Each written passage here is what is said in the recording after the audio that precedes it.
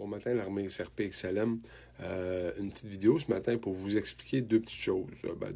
Plusieurs choses. Premièrement, j'ai beaucoup de monde qui me parle de ouais, mais l'argent, pourquoi que l'argent, on ne devrait pas acheter de l'or à la place de l'argent.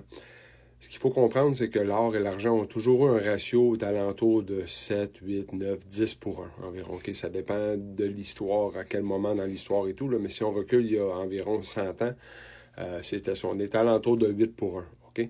Donc, une once d'or valait 8 onces d'argent. Okay?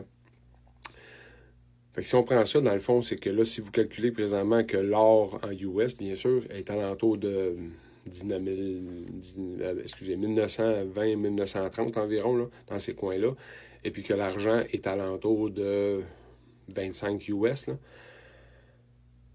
le ratio n'est pas du tout à 8 pour 1, OK? Du tout.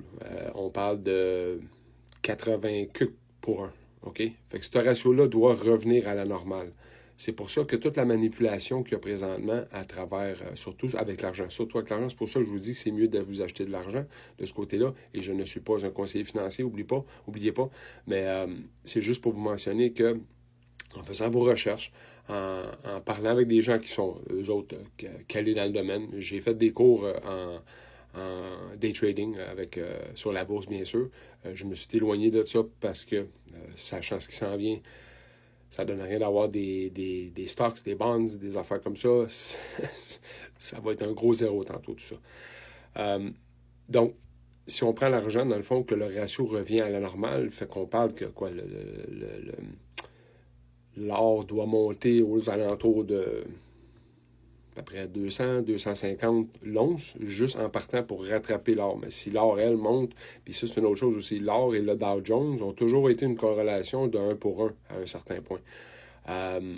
Puis là, présentement, on a quoi? Le Dow Jones à 30 000, puis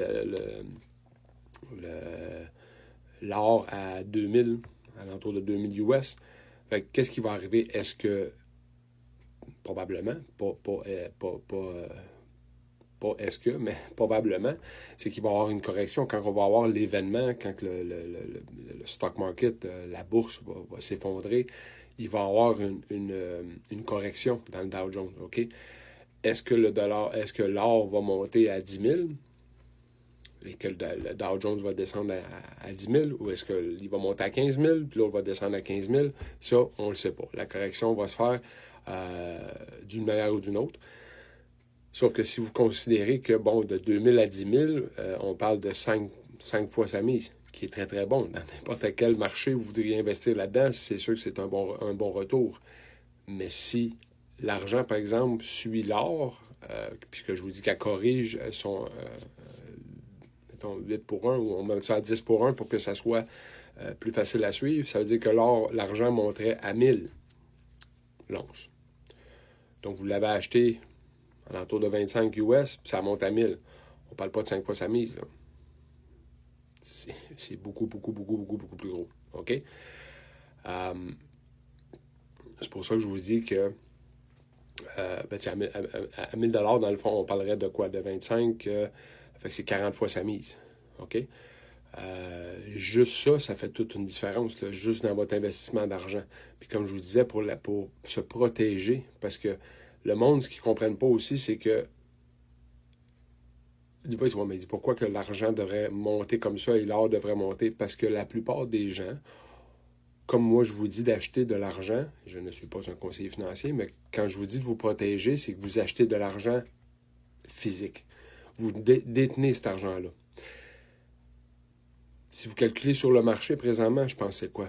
Peut-être 100 fois le nombre de qu'est-ce que le monde tient en physique, que le monde a acheté à la bourse sur papier, qui vaut 0 puis une barre. Parce que je vous garantis que le système, quand il va s'effondrer, vous pensez que ce monde-là, cet argent-là, ou l'or, ou tous les métaux précieux qui disent avoir sur papier, qui est un genre de IOU, qui ont acheté ça en stocks, que j'appelle des stonks, vous pensez vraiment que les réserves fédérales et tout ça détiennent vraiment cet or et cet argent-là, et ce platinum et toutes ces affaires-là? Vous la détenez en l'achetant physiquement. Eux autres, ils l'ont sur un bout de papier. Quand le monde va vouloir aller collecter leur argent ou leur or avec le stock market, là, oubliez-le. C'est pour ça que le prix, présentement, beaucoup de monde disent « Ouais, mais je comprends pas pour où tu vas chercher ça, tout ça. » Regardez, faites vos recherches, allez voir. Vous allez voir que l'argent a toujours eu une corrélation eux autres disent 10 à 15 pour 1, mais ça, c'est ce que, comme je vous dis, faites attention. En ligne, ils vont vous dire ce qu'ils veulent vous dire. Mais c'est quand même ça. C'est quand même une méchante différence de 85 pour 1 qu'on a présentement, qui n'est pas normal. Donc, ça, c'était pour l'argent, OK? Maintenant, j'ai mis dans mes republiés le XRP Ledger, le futur de XRP Ledger, comment ça va être utilisé comparativement à Bitcoin. Bitcoin, gardez en tête une chose. Quand que le SEC, puis qu'ils vont se débarrasser de Gary Gensler, parce que c'est clair qu'il va se faire mettre dehors éventuellement, puis que là, la corruption va avoir terminé au sein du SEC, puis qu'ils vont attaquer Bitcoin, Ethereum, toutes ces choses-là qui ont eu des passe-droits, pas Bitcoin, mais Ethereum qui a eu un passe-droit pour se rendre où ils sont présentement.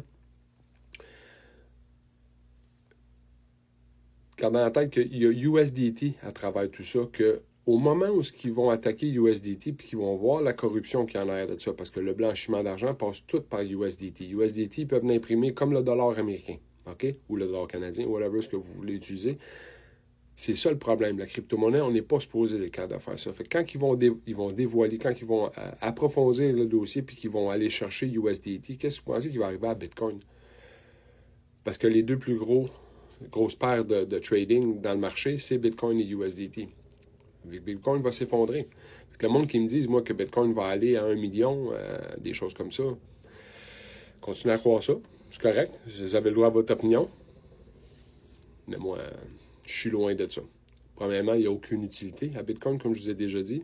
Si vous regardez l'utilité d'XRP, XLM, toutes des choses, des coins comme ça, vous allez voir que à travers le monde, c'est adopté partout. Qui adopte Bitcoin? Personne. Personne adopte Bitcoin.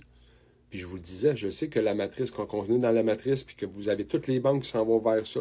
J'ai même Samuel qui me parlait de FedNow, qui a été créé par Bitcoin, absolument. Pas Bitcoin, excusez, par Ripple.